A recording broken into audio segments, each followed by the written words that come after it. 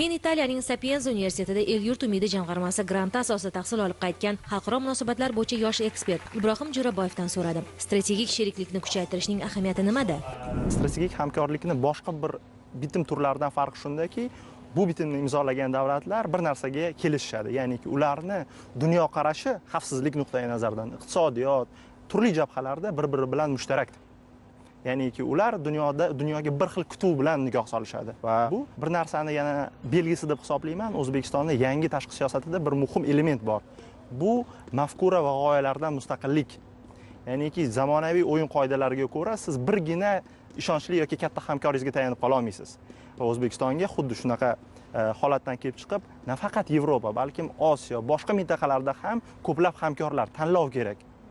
Va so'nggi yillarda Germaniya, Italiya, Fransiya va juda ko'p davlatlarga uyushtirilayotgan safarlarning mohiyati ham shunda.